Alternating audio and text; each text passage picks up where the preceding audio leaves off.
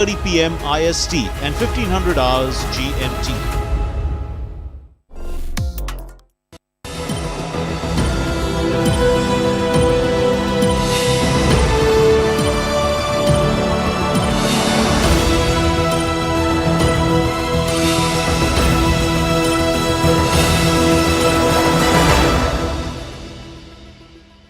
Welcome to a special broadcast on the elections in India, the great Indian elections. Let's get started. What's in store today?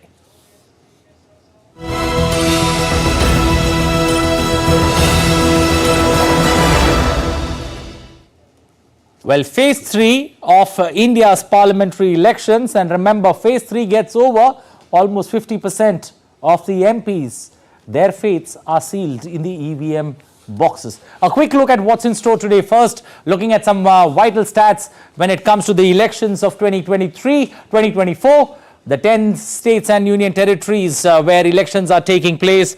Uttar Pradesh in particular, interesting dynasty politics. Bihar, 5 seats in Bihar. Madhya Pradesh, third phase. Gujarat elections get over in one single go. Goa, another state, single phase. Election getting over. Karnataka, second phase. 14 seats. Karnataka over and out. Chhattisgarh getting over and out. West Bengal still there across the remaining phases. Assam's elections will be over. If you look at this particular phase of election, it's interesting purely from a point of perspective. When you look at the total candidates in fray, 1331, roughly around 10% of the women, there 9%, a little over 9% when it comes to women representation in this election. Phase 3, vital stats, women constitute 9%. The people who are there in the election fray, candidates with criminal record 18%, graduates and above 44%, candidates below 50 years, 61% of the candidates below 50 years. That's an interesting stat that one look at from phase 3. Crorepati candidates 20%, average assets 5.67 crores, candidates with zero assets. This is something that we have noticed in this particular phase. 5 candidates who don't have any assets or any declarable assets in their kitty. Now, the rich candidates from South Goa, you've got 1362 crores, Pallavi Srinivas Dempo, Jyotiraditya Scindia from Guna, and from Kolhapur, we got Chhatrapati Shahu Maharaj with the Congress having a purse of 343 crores. Now, we have dissected India into 5 regions. Looking at the southern part of it, Karnataka, all 14 seats in Karnataka that go to polls. This is an interesting battle. Northern part of Karnataka, and this could be, the bastion that the BJP holds very strongly. And this is where the battle in the south could get interesting. A quick look at the northern part of Karnataka. Important seats: Belgaum, Gulbarga, Bidar, Bellary, Dharwad, Uttar Kannada and Shivamogga. Interesting seats where you could see close contest, good battles in this election. 2019 record, BJP sweeping this entire northern region of Karnataka. All 14 seats that were there, BJP managed to take all of them. Juxtapose that numbers with the present day order. When you look at the two opposition fronts, the NDA packing all 14 seats, the opposition bloc unable to open its account in south in this particular phase. Flip it to the east, you've got 13 seats in the east, 5 in Bihar, 4 in West Bengal, 4 in Assam. Remember, Bihar and West Bengal are there across all 7 phases of this elections. First, let's quickly go to Assam and see the 4 seats where interesting or 3-cornered, 2-cornered contest that can be seen. Dhubri, a triangular contest. Kokrajhar, purely in terms of candidates, an interesting battle. Barpeta, Guwahati, it's the, Women's Day out if one takes a look at the Guwahati seat. Bihar, all 5 seats, there are something or the other that could be interesting from a voter as well as from a viewer point of view. A final look from the eastern region, that's West Bengal. West Bengal has 4 seats: Uttar Malda, Dakshin Malda, Jangirpur and Murshidabad, where we've got our correspondent on the ground.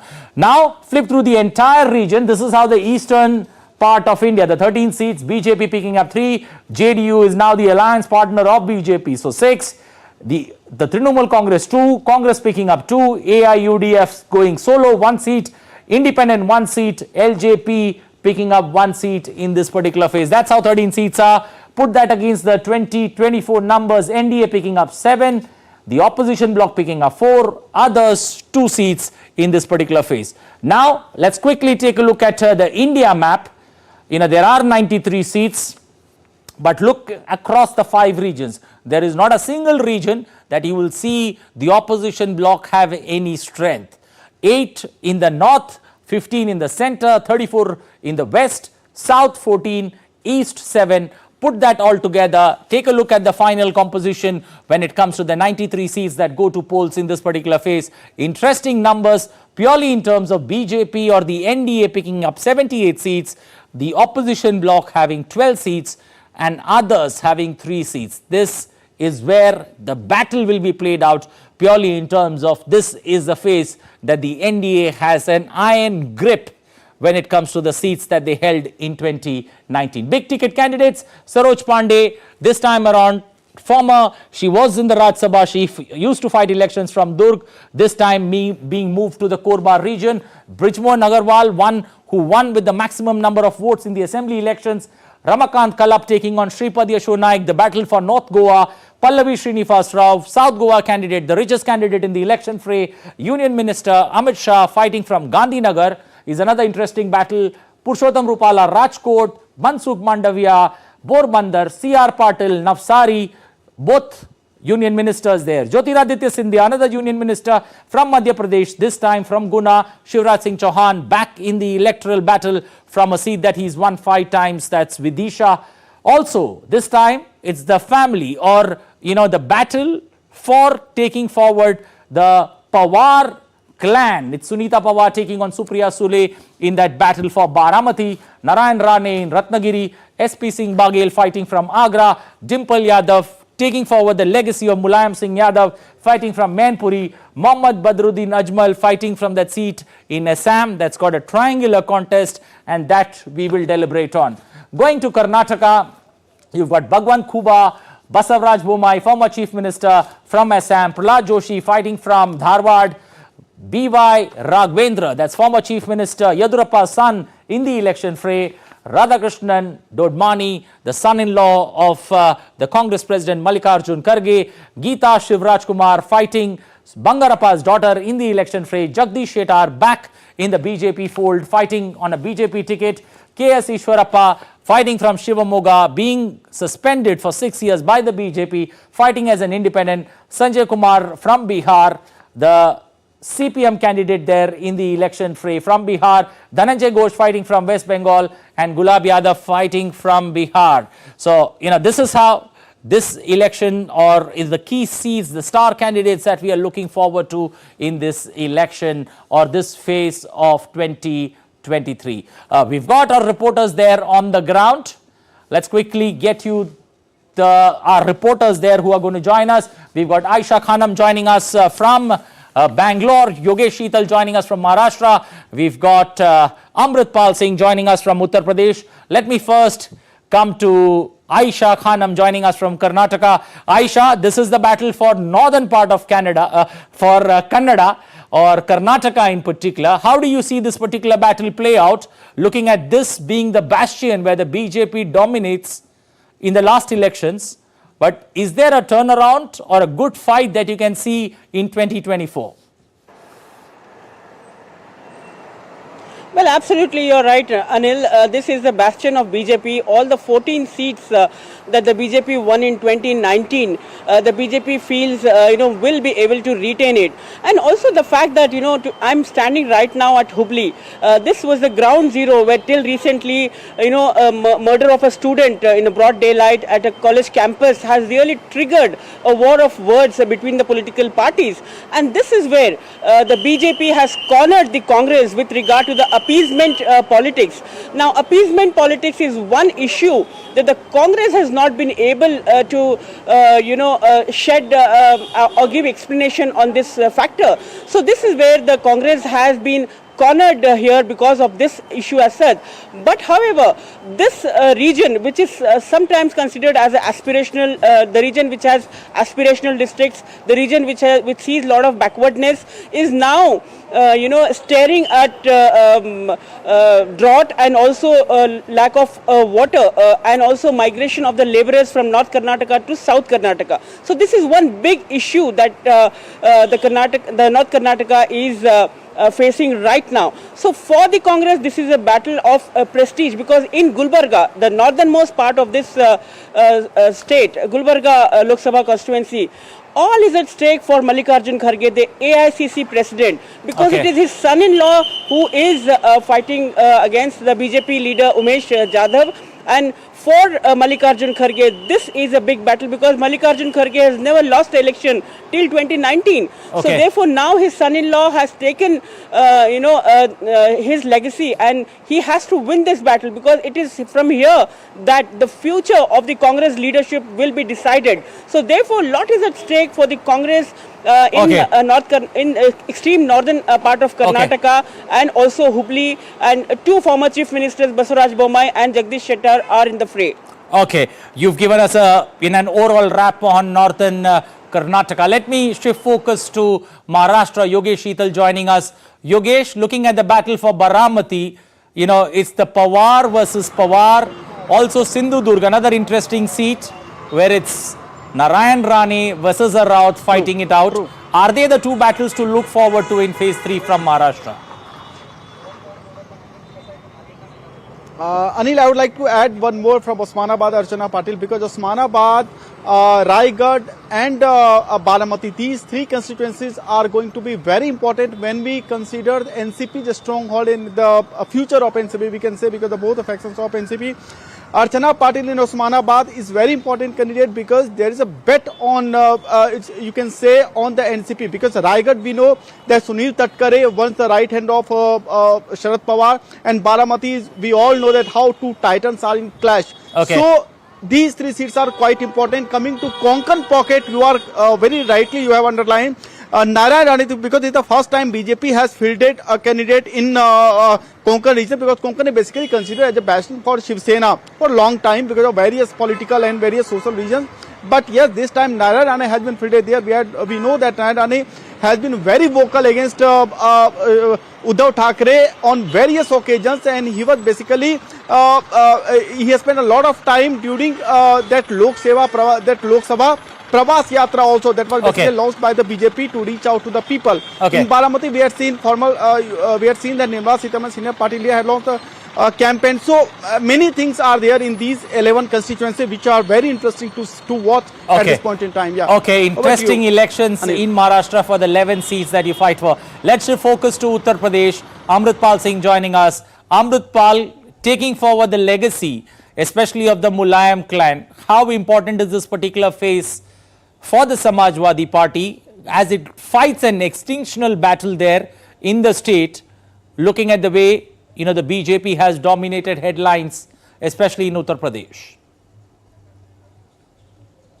It's a battle that's important for both the BJP and the Samajwadi Party. You rightly said that Samajwadi Party, it's important because this is their stronghold. This is where their traditional vote bank dominates. Both the Yadavs and the Muslims, which is considered to be the traditional vote bank, and more importantly for Akhilesh Yadav, this is the first election that he's contesting in the post Mulayam Yadav phase. Remember, Mulayam Singh Yadav passes away in 2022.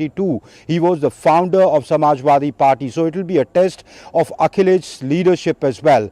That's why perhaps we see tickets being distributed to a lot of members of the Yadav clan, of the Mulayam Singh Yadav, which is clan which is known here in UP as the first family of the Yadavs. And Shivpal Yadav's son is contesting, Dimple Yadav is contesting his wife, Akhilesh's wife from Mainpuri, Akshay Yadav, Aditya Yadav, the sons of Shivpal Yadav, Ram Gopal Yadav from Firozabad and Badaयूं.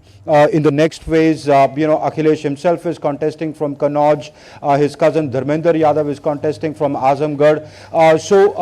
It's to keep the family together and keep the party together. And it's one reason they have come under direct criticism from their opponents, where, remember, Amit Shah said that they find Yadavs outside the Mulayam Yadav family. So yes, for them it is an existential battle, but for the BJP is also trying to, because remember in 2019 they had won 8 out of these 10 seats. They are trying to retain their tally. So it's an important battle for both parties, and the contest mainly is between these two parties, Anil, except for a couple of seats where the BSP has made it a three-cornered contest too. Okay, I'm going to thank all three of you for joining us this evening. Amritpal Singh joining us from Uttar Pradesh, Yogesh Sheetal joining us from Maharashtra, and Aisha Khanam joining us from Karnataka and Hubli in particular. Well, now to take the deliberation forward with our experts in the studios, 2 experts joining us this evening, two senior journalists, Ashok Tandon, senior journalist in the studio, Shekhar Iyer joining us online. Let me first come to you, Mr. Tandon. This phase, we have seen 93 seats, 78 with the BJP. Is there more to defend, less to capture, or do you see it being an even fight between all the political parties in the field? No, apparently BJP has an upper hand because they had all the 26 seats in Gujarat, all the 14 seats in Karnataka. That's 40. 14 in this round, sorry. So I think BJP is not facing much of a challenge as far as Gujarat is concerned. And in Karnataka also, as your correspondent was also explaining, this North Karnataka has been a stronghold of the BJP. I think, but the challenge where the BJP has to work very hard is the 10 seats in Uttar Pradesh, because as your correspondent was also saying, a lot of the Mulayam Singh Yadav family have been put in the contest, and so we will see a very close contest in some of these seats, particularly in Mainpuri, where Dimple Yadav is contesting, and maybe some of the seats in Bihar also may see a very close contest between the NDA partners and the India Alliance partner. So, but I think one very important feature of this third phase is so many heavyweights are in the fray across the states. So I think at least half a dozen cabinet ministers' stake is on the line, maybe more. Amit Shah himself is there, Mansukh Mandviya is there, the list Gopala. So Gujarat also has a number of union minister. Former Chief Minister Shivraj Singh Chauhan is contesting, Jyotiraditya Scindia is contesting, Digvijay Singh is in the field. So many, galaxy of candidates. I think that is one interesting part of this third phase. And but I personally feel that as far as the contest is concerned, there may be a good contest in Uttar Pradesh and Bihar, particularly. These two states will witness close good contest in Bihar and Uttar Pradesh in particular. Shekhar Iyer, phase 3 of elections, how do you see this particular election phase is over? 50% of the MLAs, their fates are sealed. How do you see this particular election purely in terms of narratives that we look forward to phase 4 to 7? So when you compare the first round, the second, third and subsequent rounds, these are elections taking place in areas that are considered stronghold of the BJP. True. So, and therefore you have also seen a very intensive campaign by the Prime Minister, by other BJP leaders. So the idea is not only to retain the gains of 2019, but also to see where improvements are possible.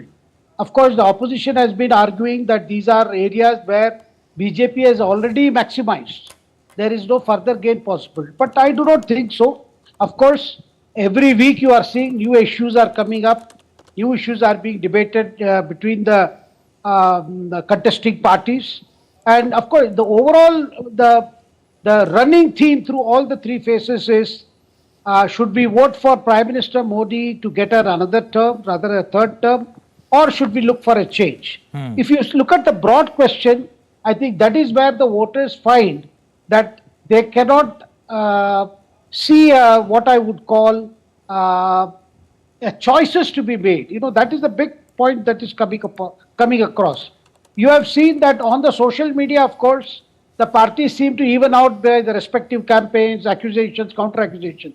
But on the ground, in terms of what kind of preparations have been undertaken, what kind of outreaches have been undertaken, how the candidates of different parties have reached out. So you will see that on the ground, despite the weather, many candidates have, undertaken very strenuous campaign. I would say belonging to all parties. And Prime Minister himself has led by addressing a series of meetings, notwithstanding the weather conditions. So have other ministers. And also the fact that in the courts also we have seen the issues that was first flagged in the first round, regarding whether you can allow reservation on the basis of religion, and then the questions about is there a necessity for a new survey to determine the caste configuration, or will there be an X-ray to determine what is the kind of wealth possessed by various caste groups. And these are the recurring things which have seen new twists and turns, accusations and counter-accusations. And you have also seen things have hotted up with new subjects being added to the discourse. Okay, Mr. Tandon, we have seen we are into the third phase. Have you seen the issues, over the week, every week that we keep passing by? This is the single phase where we've had a longest break from phase 2 to phase 3. Do you see, the election campaigning picking up momentum in this longer gap that we've had in phase 3? Certainly. So the campaigning has intensified. New issues have also come up, especially if you look at the Prime Minister's speeches. A new number of other issues have been raised by the Prime Minister himself, and particularly if you look at the security issue has come up. The Pakistan issue has also come up in the wake of some incidents in Jammu and Kashmir. So security issue is now which has entered into the poll arena now in the third phase. As far as opposition issues are concerned, they have been talking only about about the Prime Minister, that the Prime Minister has been shifting goalposts, he is shifting from one issue to another, but the core issue of the opposition so far has been only attacking the Prime Minister personally through different kind of names, etc. And that invariably we have seen in the last 2 elections also, that has always boomerang. So this time we thought opposition would be very careful in attacking the Prime Minister, but somehow the attack on the Prime Minister comes up, and the kind of reply which is given by Prime Minister himself, it has has not helped the opposition to the extent the people were expecting the opposition to raise issues which are positive rather than a negative issue, that the BJP can't get 400, they can't get 4, PM is not is doing something like that. So the opposition campaign has not in fact intensified on the issues. Okay, has not enthused the voters is how I would sum that particular point that you've made when it comes to the opposition camp. Let's quickly once again get down to the eastern part of India. We've got our correspondent standing by, Gautam Roy joining us from West Bengal, Tapas joining us from Assam, Siddharth Bharadwaj joining us from Chhattisgarh. Let's quickly come to Gautam first. Gautam, looking at West Bengal, all 4 seats in West Bengal, the interesting part is, this is an election headache, especially when it comes to the Election Commission of India holding elections in these 4 seats. How do you see the preparations on the ground from a security perspective?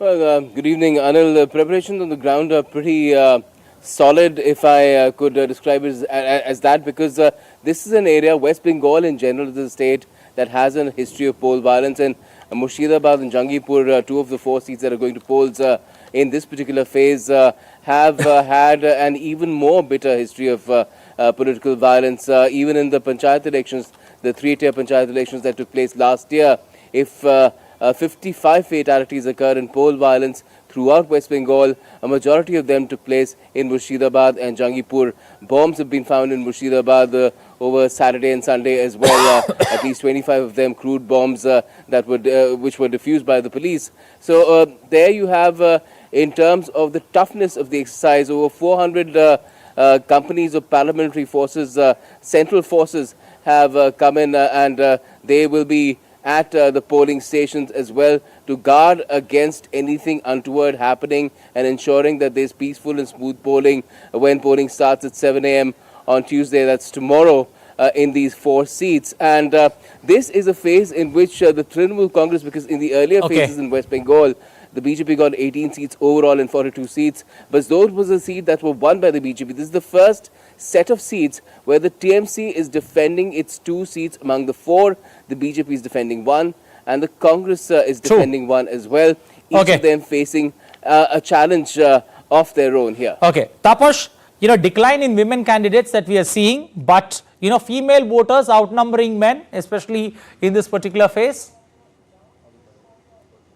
Absolutely, and if you take a close look at Guwahati constituency, it's between 2 women. The fight is, in fact, the last 3 times this particular constituency went to the polls, the woman actually came out on top. And this time also, both Congress candidate Thakur Goswami, Meera Thakur Goswami, as well as Vijita Kalita Medi from BJP, they both are, Vijay Kalita Medi and Meera Goswami are gunning for glory. They both are actually pitted against each other. Remember, the Congress candidate was in BJP and then shifted to Congress, so she would like to make her mark as a woman and as a Congress candidate, and somebody and BJP's candidate has been given quite a lot of support from the Assam CM and as well as from Prime Minister Modi, as well as from Home Minister Amit Shah. So a lot is going on at that end, but again, in this 4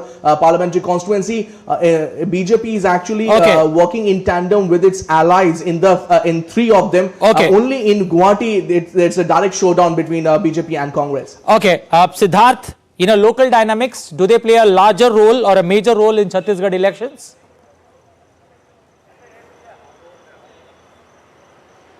Anil, can you repeat your question? I said local dynamics playing a major role in Chhattisgarh election? Well, definitely, it has always been a bipolar contest here in the state of Chhattisgarh and Chhattisgarh, and since always, it's been decades that the competition is between the BJP and the Congress. Third parties tried their luck but couldn't make a dent this time around as well. It is very much expected that BJP will, have a resounding win, and Congress will definitely try to seek some numbers out here. But ultimately, Anil, it rests in the hand of voters who will be ultimately casting their ballots tomorrow, which is May 7, and will be deciding that who will be representing their respective constituencies. I would like to give you some numbers, Anil, as far as the preparations are concerned in the state of Chhattisgarh, where 7 seats are up for grabs. Election Commission is all geared up to facilitate the voters who will be coming. 168 candidates are there. Amongst them, 142 are male candidates and 26 are female candidates. More than 15,000 polling stations have been set up in seven constituencies where the polling will take place, and about 77,000 voting personnel will also be deployed. 60,000 police personnel and 202 companies of security forces to make sure that everything goes in a streamlined manner. Meghna, I'll let you have the final. Election Commission of India has ensured that voters will get proper drinking water and shelter when they go out to cast their ballots in scorching heat. Anil, back to you. Okay, Meghna, I'll let you have the final word. How is Gujarat gearing up for elections, amidst this hot and simmering summer? Absolutely, Anil, you mentioned it right, that it's really, really hot here in Gujarat, and about over 50,000 polling stations are there, and a lot of polling stations, about 23,000 locations for polling stations across the state, because the whole state is going to polls except 1 seat of Surat for the polls tomorrow, and obviously a number of about over 20,000 polling stations are in rural area, 15,000 are in rural area, and 6,000 around are in urban areas. While there's always been this thing that rural voters go out to vote or semi-urban voters go out to vote, there's always an increase in the voting percentage, especially for the rural areas. But people in urban areas let's hope record a lesser percentage. So this time around, it's about to see that how much percentage. Let's hope that more and more people come out to vote in this particular election phase. Thank you. Appreciate all 4, Gautam Roy, Siddharth, Tapash and Meghna, joining us from different parts of India. Well, the Great Indian Election is your one-stop show on weekdays. What's in store tomorrow night? A sneak peek. Phase 3 of the world's largest democratic election 93 seats across 11 states and union territories. Press the button. Fate of former chief ministers, union ministers and dynastic satraps sealed. DD India, the election news headquarters, will analyze all the numbers as it unfolds on the great Indian election at 8:30 p.m. IST, only on DD India. Well, that's all we have time for in this episode of the Great Indian Elections. Time for me to say goodbye to our two guests, Shekhar Iyer as well as Ashok Tandon in the studio. It's a pleasure having you here. Thank you. Well, with that, it's a wrap of this edition. Bye for now. Take care. We're going to be back again tomorrow evening, same time, same channel. Till then, goodbye. Take care.